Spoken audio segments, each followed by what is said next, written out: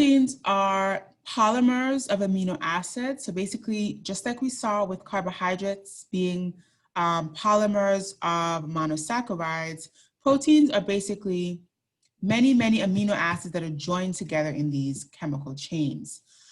We have many different types of amino acids. We've got essential ones that we need to have in our diet that are not made by the body. We've got non-essential ones that we can take in, that we can create or make in our own body. And so we have 20 different kinds of amino acids that are combined in different ways to give us different types of proteins. Again, some are essential and some are non-essential. I'm sure you've heard of that difference. So let's look at how proteins are formed, how we make a peptide bond. So a peptide bond is the covalent bond between the carboxyl group of one amino acid and the amino group of its neighbor. And that is how we make a peptide bond. Smaller peptides are anywhere from 2 to 50 amino acids combined covalently. And then we can have much more complex, larger proteins that can be 50, even larger amount of amino acids joined together. And if we look at the bottom here, we can see amino acid 1, the hydroxyl group of that amino acid is then covalently bound to the amino group of its neighboring amino acid, and that is what gives us a peptide bond. And it's a very similar process with condensation and hydrolysis, right? We're gonna have to insert water to combine these together.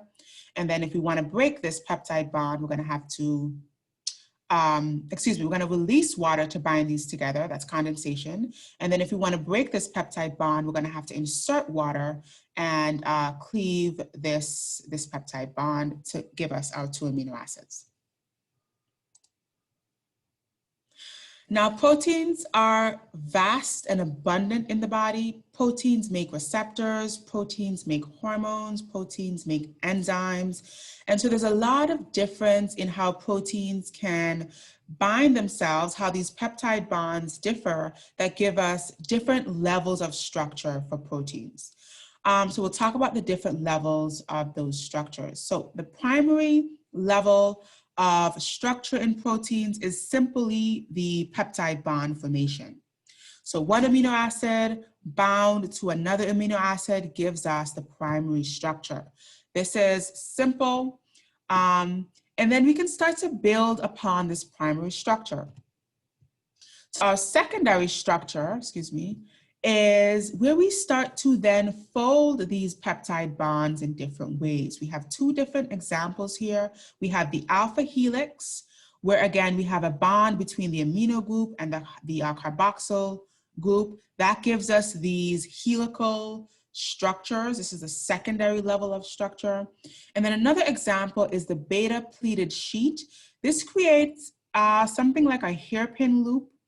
And then there are these pleated sheets to this hairpin loop that creates this beta pleated sheet.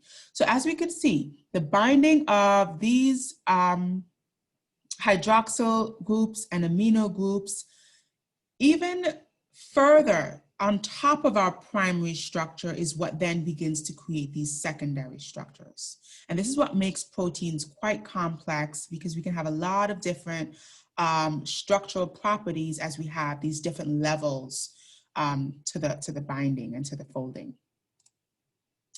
Okay, the tertiary level of structure gets even more complicated. So we can have several different secondary structures compounding themselves to give us a tertiary structure. So we've got the beta pleated sheets down here. We've got some of the alpha helixes up here, and we can see lots of different peptides, lots of different pleating and folding happening, which gives us an even more complex molecule. A good example of a complex or a more complicated structure of proteins is called the quaternary structure. And as we can see, this example here is hemoglobin. Hemoglobin is one of the more complicated proteins. We see that it has 4 different subunits that are formed by a lot of different tertiary structures coming together. And so it gives us this nice molecule that allows us to bind oxygen and move oxygen around in our blood. Okay, we're going to talk a lot about hemoglobin when we talk about our cardiovascular system and how blood helps to move oxygen around. Okay, so these are the 4 levels of proteins: primary, which is simply the peptide binding; secondary, which is giving us a little bit more complicated structures, such as the alpha helices and the beta pleated sheets; tertiary is where we have some of those secondary structures compounding themselves to give us even more complicated structures; and then quaternary is kind of the most complicated level of structure, and hemoglobin is one of the more common examples of that quaternary structure. Now, what I'll point out here before we finish up with proteins is that proteins are very, very sensitive, particularly because of their secondary level of structure, to being denatured. So things like excess heat or excess acidity in our pH level. This is another reason that we have to maintain a constant pH level between 7.35 and 7.45, because if we go too acidic or too basic, we start to denature our proteins and they will lose function. And we don't want our proteins to lose function because, again, these are vast throughout the body. These are receptors and hormones, etc. And so we want to keep them in optimal function, which means that we have to keep them in optimal temperature and optimum pH. All right, so let me take a slight break here and see if there are any questions. So far, we talked about carbohydrates. We talked about fats, we talked about the 5 classes of fats, and then we talked about proteins and the 4 levels of protein structure. So let me know what questions you may have on any of those, and then we'll move on to the final category.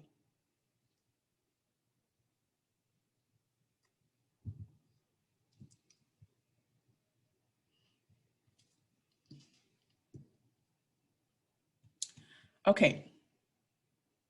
So it looks like everyone is doing okay. Please let me know if you fell off the bus, okay? We're not gonna keep moving unless everyone's on.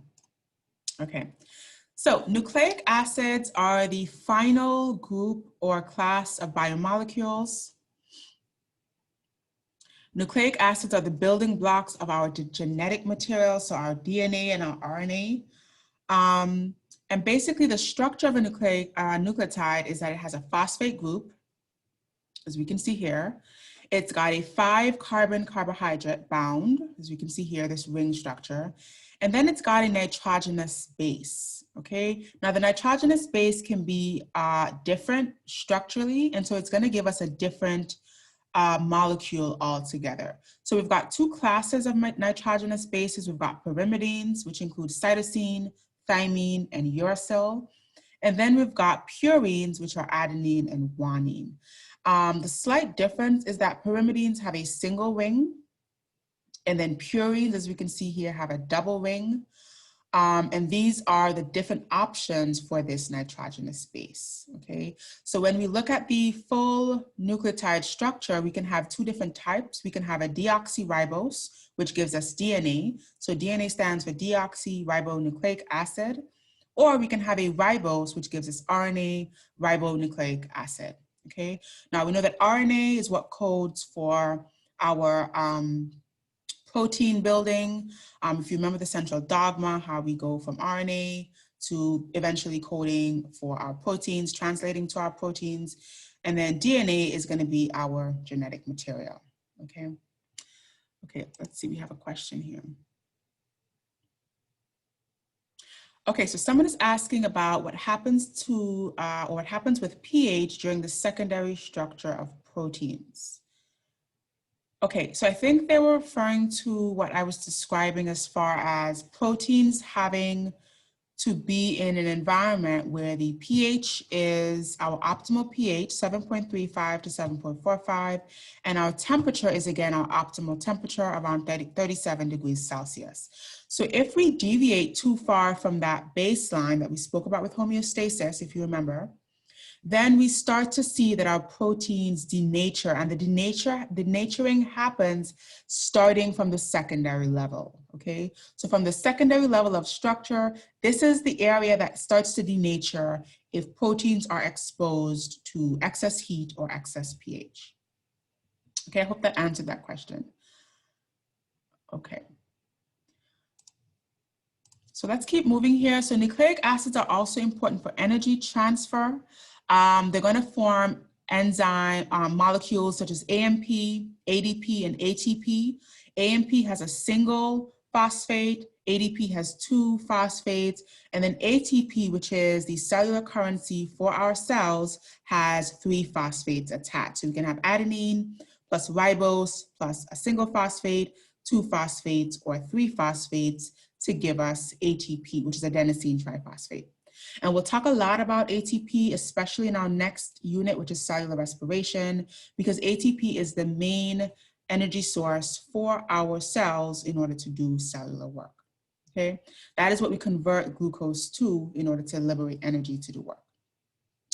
We also see nicotinamide adenine dinucleotide, or NAD, and then flavin adenine dinucleotide, or FAD. These are also things that we will speak about in cellular respiration because these also help to transfer energy. These can carry around electrons, and electrons are going to be an important part of the electron transport chain, which is also important for generating energy as a part of cellular respiration. So altogether, nucleic acids in the form of adenosine, NAD, and FAD are crucial to cellular respiration, are crucial to liberating energy or transferring energy that we need in order to do cellular work. And I'll talk more about what that cellular work is when we go to cellular respiration. Alrighty. We also see cyclic nucleotides, which form a ring with a phosphate group. These are things like cyclic AMP or cyclic GMP. These are important messenger molecules. If you remember about the signaling transduction or the signaling cascade, these are how cells can send signals about certain functions that need to be brought about. So cyclic AMP is one of those messenger molecules, and cyclic GMP is another one of those messenger molecules. We will talk about this extensively as we talk about things like muscle contraction later on, even cellular respiration to some degree as well, okay? So cells can send messages of communication via these messenger molecules, which are actually nucleic acids at the core.